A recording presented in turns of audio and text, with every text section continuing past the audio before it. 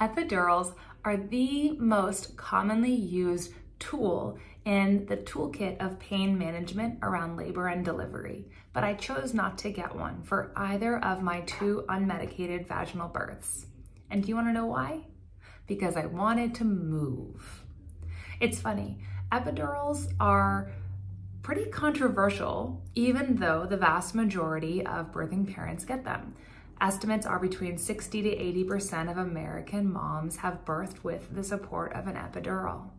And it is an extremely effective pain management tool.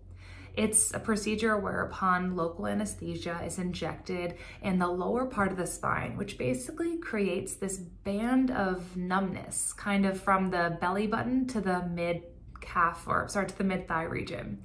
And when administered effectively, when the epidural does what it is intended to do, there is little to no sensation for the birthing person in that region where the contractions are occurring and where the most pain or discomfort is being felt.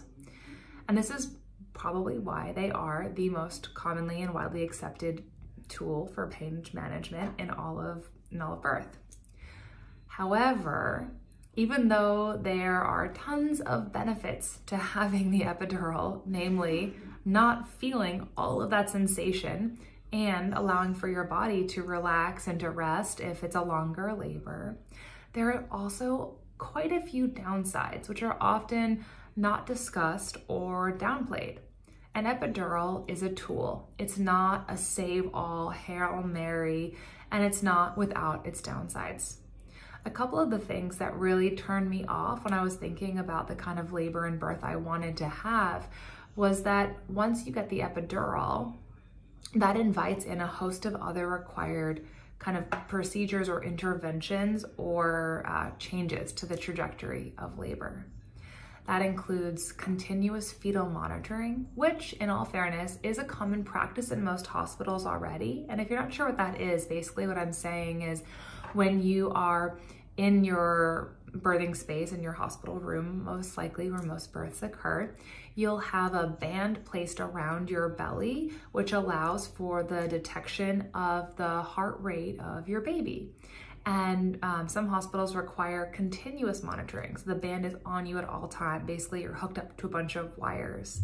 Some more progressive hospitals allow for the use of technology that is kind of more wireless. So the monitoring can happen, but you don't need to be hooked up to the bed and machine. You can actually move around because it's not connected to the big machine. But nevertheless, once the epidural goes on the table, automatic continuous fetal monitoring, and then also the hookup to the IV, which again can be required in some hospitals regardless, but nevertheless becomes a requirement so that you can stay hydrated and have the extra fluids in just to kind of support with that epidural.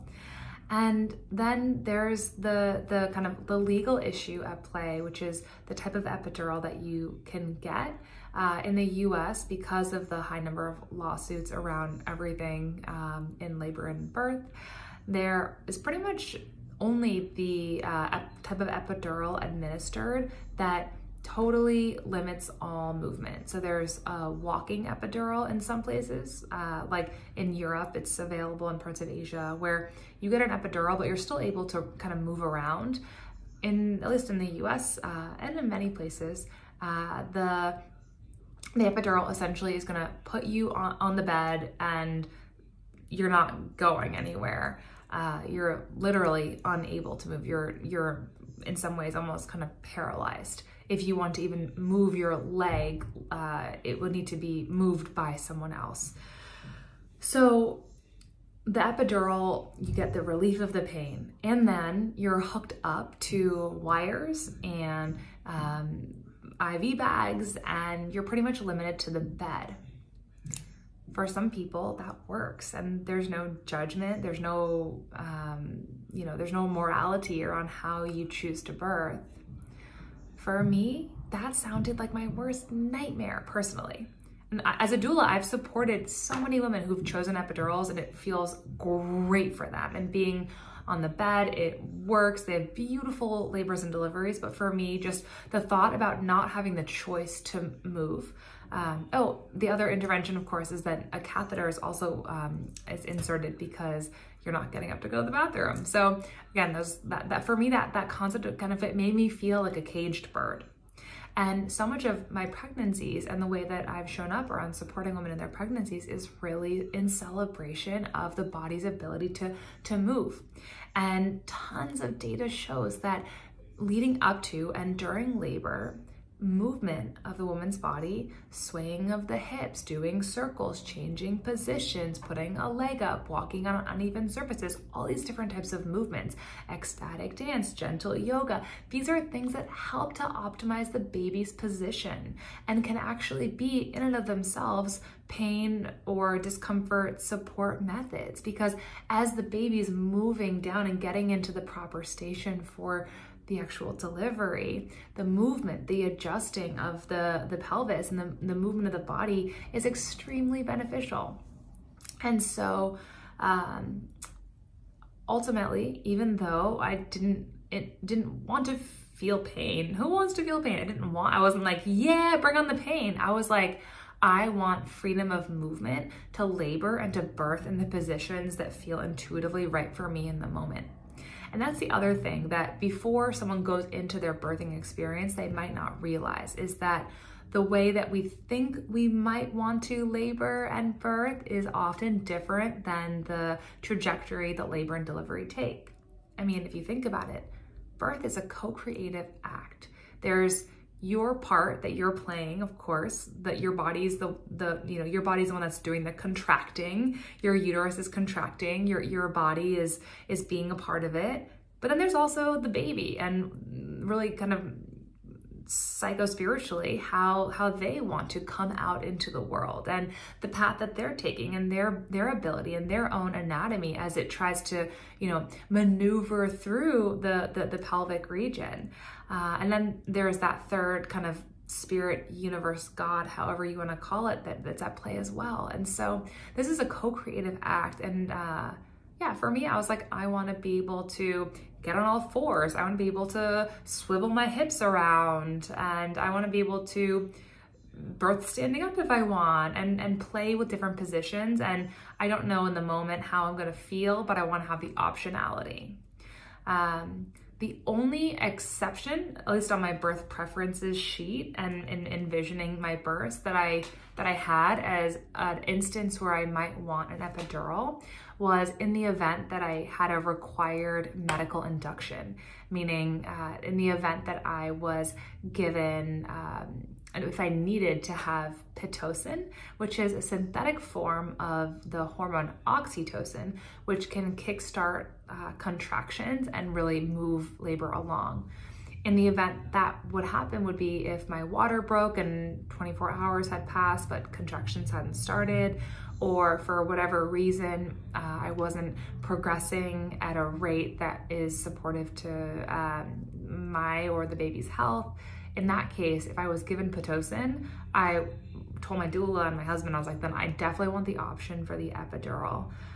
However, if labor started naturally and things were kind of progressing, I felt totally confident that that tool for pain management was not one that I wanted to take out.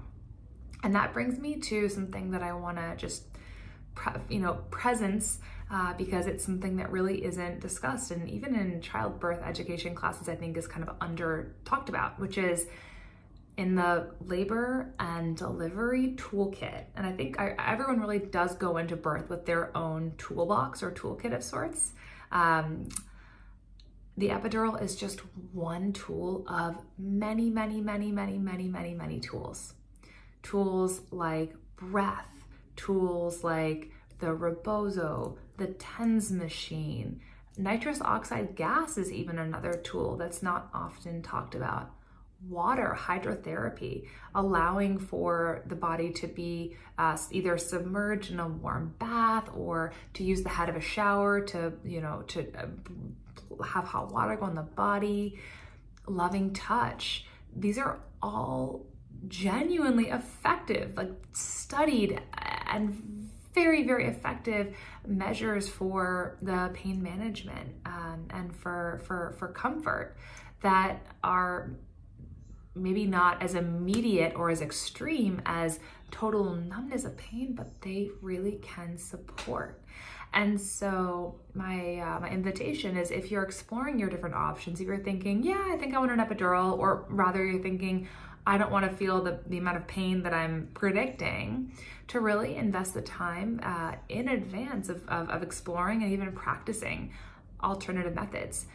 And even if you are 100% certain that you want to get an epidural, and that's totally fine. Again, every birth is unique and has its own trajectory. Even if you're 100% certain, you may still want to look into some backup options, because a couple of reasons. A, there's a chance that the epidural doesn't work in your body, whether that's totally doesn't work, or only one of the legs is numb, or only a part is numb. B, the anesthesiologist may not be around at the moment that you need the epidural. And C, birth is totally, as I said, not something that can be planned, and we don't know the course of the birth. So you might end up being at home for longer than expected, or something could happen such that the epidural isn't even an option in the end for one reason or another. And so using that as like the number one thing that you're hanging your hat on and not doing other exploring is, honestly, it's not preparing yourself for all the possibilities. And I say that with so much respect and acknowledgement that there's already a lot around birth to take in. So I'm not trying to add more to your plate for the sake of anything other than giving you the best chance of having the birth experience that feels right for you. So anyways, with that, I just wanted to share that because I get a lot of questions about why I didn't get the epidural, or I was recently in a postpartum moms group, and a woman came in, really, she had gone through a vaginal birth, and she had gotten an epidural, and she showed up with this feeling of like shame, like she had failed, or like she had done something wrong. And it's not about that at all. Sure, if you have an intention or a desire to have your birth a certain way, that's it's beautiful. But remaining detached from that, or not assigning any sort of identity, is really important. Because birth is crazy. It's a mystery. It's a trickster. We don't know what's going to happen and how we're going to be. But I wanted to share about why. And it's not because I wanted to honestly, it was just because I wanted to be able to move. And that's what kept me in a space of using other tools. Okay, well, with that is all I got. Well, it's actually not all I got, but all I'm going to share for today. And thanks for tuning in, as always.